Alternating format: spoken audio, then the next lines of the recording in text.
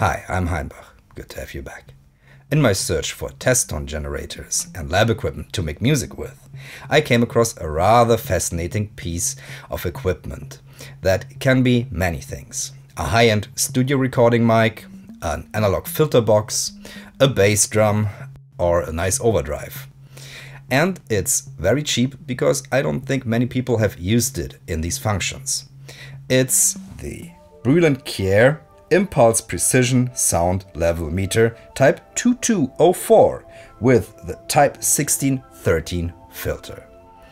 Now this giant, heavy thing, I didn't even consider how big it is when I looked at it from the pictures, because I'm used to sound level meters being like this now, but this is heavy and rather beautiful, I think, in a Ghostbusters sort of way. In fact, I can scare my kids with this if I go, oh, like this to them. So this thing was meant to measure how loud a signal can get in a portable fashion. It came in a giant rotting Samsonite case with quite a lot of accessories, which I can show you a bit later. So what got me interested in this thing in the first place? Well, I was looking for Brüel Kjaer equipment, which is, in regards to test equipment, probably the gold standard. And it's getting rather rare and expensive, mainly because Lookmano Computer is buying up everything, so there's nothing left for the rest of us. So when I came across this, I was intrigued, because I saw there's a filter on there, and then I enhanced the picture a bit and realized, oh, there's an audio output, which seems kind of weird for an SPL meter. So then I started researching, and in fact I found one post from one guy that never got another comment. In the 70s, I regularly used the B&K Portable Precision Sound Level Meter Type 2203 with a removable 1613 filter. As very curious young guys, my colleague engineer and I saw that there was an audio output on the microphone. I took quite some time to find the matching connector for the B&K, but we finally managed to make a BAK to XLR cable. We then recorded several instruments on your car deck console and were astonished by the great result. We rented a second one, which was brought by the director of the rental company himself, having heard about our experiment. We all were very excited by the results, including the musicians of the string section, normally not really very quick with compliments. And the rentalman was so pleased that he could stay during the recordings that he did not charge us for the rent. It was not so much later that B&K released real studio microphone types in a more suitable dimension. Maybe the rental guy tipped B&K off? The rest is history. So, I bought it, and it cost me 150 euros, which is a decent price for what I get. And then I tried to figure out how to make it work with regular equipment. It came with one of these, which is apparently the official Brüel Kjaer variant, which I unplugged and then tried to analyze what's so special about it. And what makes this special is that there's like a spring-loaded mechanism in here that makes it fit rather nicely. So I wrote Brüel Kjaer and told them, I want to use this piece of gear that you made 60 years ago with my 60-year-old tape machine and modern electronic instruments. Do you have an accessory cable? And do you perhaps know if the filter can be adapted for use with modular levels? And they said, no, the cable is not available anymore and the filter is tuned only to this thing, so it won't only work with that. So I took that as a challenge, and I looked at the connector a bit closer and I realized I've seen this before. And where have I seen it? Guitar pedals. This fits in the power of a guitar pedal. So what I did was I made myself an adapter in the dirtiest way possible. I took one of the spare multiplier cables that I had for my pedal power and cut off one side, put two crocodiles here, and then I put these on banana cables. And voila, I've got an adapter that works. And I tried it out and I sung a song. We dance on broken dreams and glass, on broken dreams and glass, on broken dreams and glass. we dance on broken dreams and glass, on broken dreams and glass, on broken dreams and glass. What I immediately noticed is how good this microphone sounds. While singing, it gave me that larger-than-life sound that I associate with good studio mics. There was also no problem with transients or s noises, which is common with other microphones that are of less high quality. So based on that alone, I was incredibly happy. But then I got a little sad, because there are two capsules. I tried the smallest one, the cartridge 41333 first, which sounded great. And then I tried the second capsule, the 4145, which is the bigger capsule and should theoretically give a broader sound maybe, or retain more bass frequencies. But it had some problems. 1, 2, 3, 4. 1, 2, 3, 4. So as you can hear, this capsule, well, it's cutting out. I called up one of the best guys I know to repair microphones. That was Tiesh. But he was, oh, test equipment. No, this will have to be sent in. No, don't. We don't do that. And so I called up Brüel Kjaer again. And I did a very nice woman on the phone who was a bit confused about my request again about this very ancient piece of equipment. She got back to me and said, no, we're not gonna do repairs for that anymore. I can give you a good offer on a new capsule. And I was, okay, that's good. She said, I'm gonna give you 500 euros off. 500 euros? Wow, how much is the capsule? Well, the capsule regularly is 2,199 without VAT.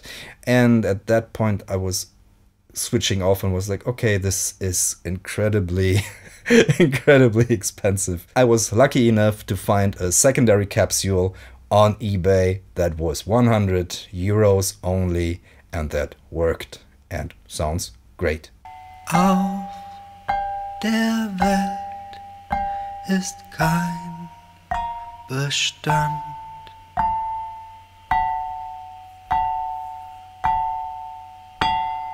Wir müssen alle sterben.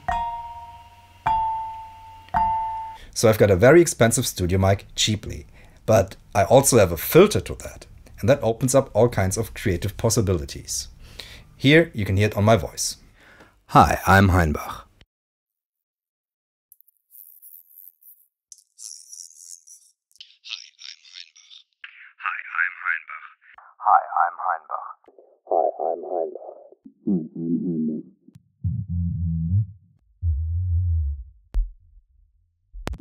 I am Heinbach, not Heinbach, but The mic sounds great on piano too, but it's hard to get into a good position because it's very heavy.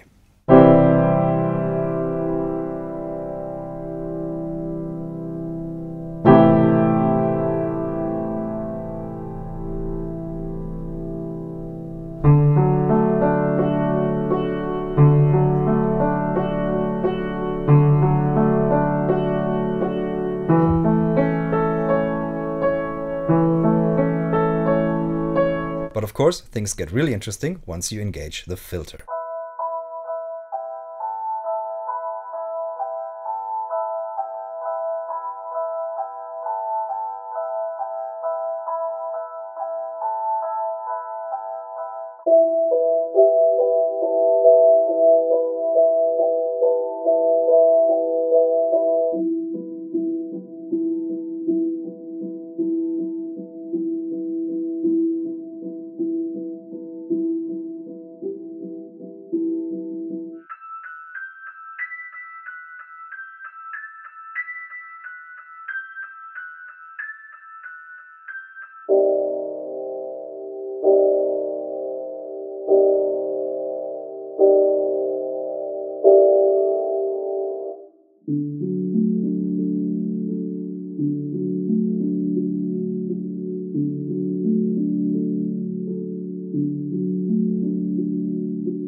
after recording with the microphone, I started looking into the accessories.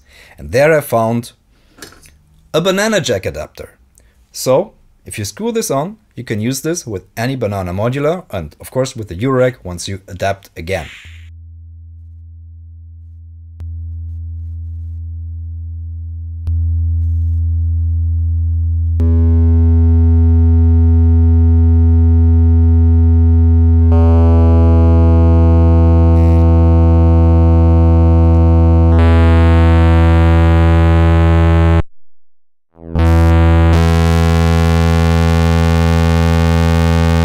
It sounds great as an overdrive with the modular.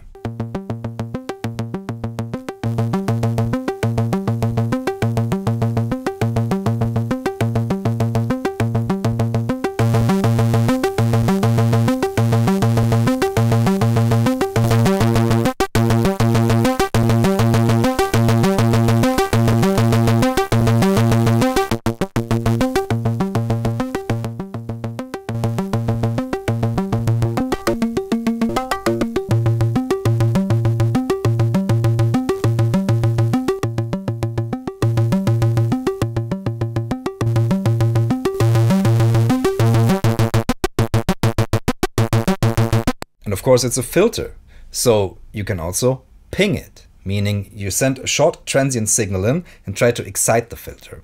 Because it's not resonating, it does it only a little bit, but that bit is just perfect.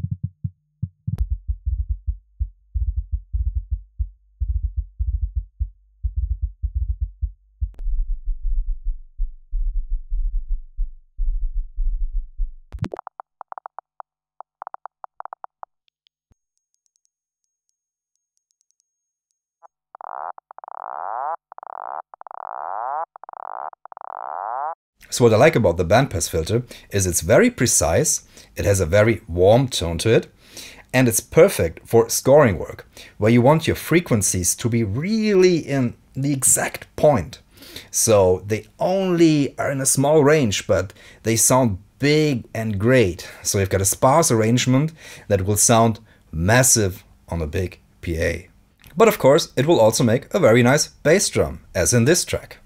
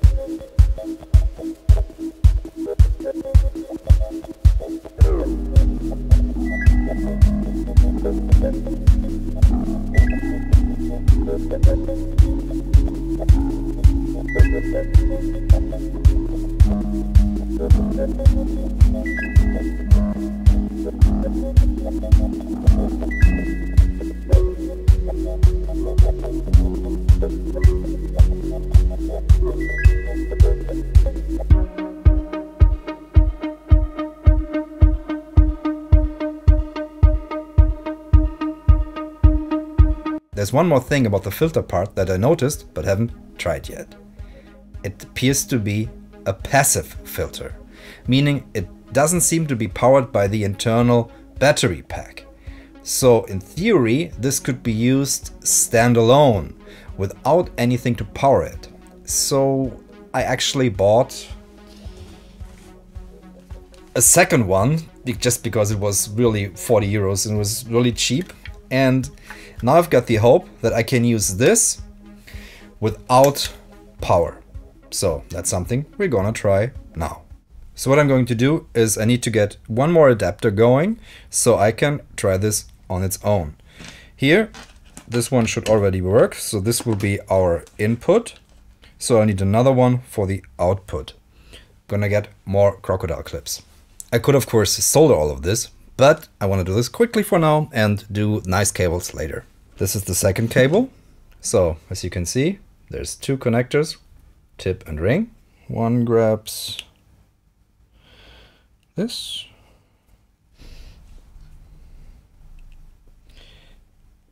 This is the ring. Probably have to do this via trial and error. Who doesn't like trial and error? So, and now we can just grab a cable probably.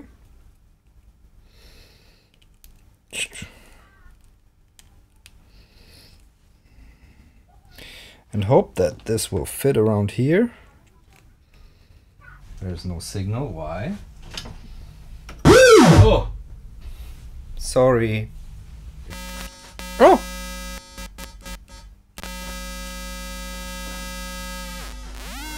Hey, it works! Ground.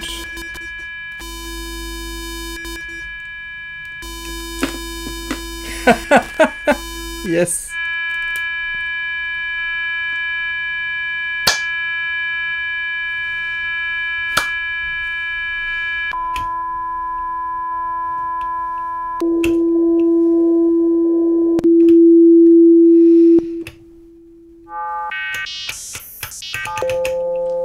Standalone passive Brüel Kjaer bandpass filter. And now I've got two of those, so I could use this on a stereo some and see how that sounds and what it does to the sound. I'm pretty happy. And again, this is why I love to clutch these things, because it's so immediate and fast to be.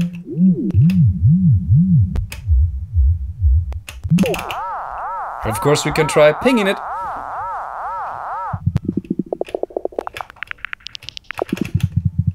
I'm making a note here, huge success. For me, something like this is the ideal storm. I found something cheaply that was not meant to be used in a musical way, but can be adapted to that very easily and produces high quality results. I've got an amazing microphone, I've got two beautiful filters, I've got a very creative instrument that everybody wants to play with because it just looks gorgeous, it's fun to use, and there's so much you can do with it. A lot of the sounds from this video are available as a sound pack on my Patreon. Modular loops, bandpass piano where I sampled each note through a bandpass filter, some piano loops, and of course the track that I made with the 2204 as the bass drum is also on Patreon. So thank you all for watching and see you in the next one. Bye.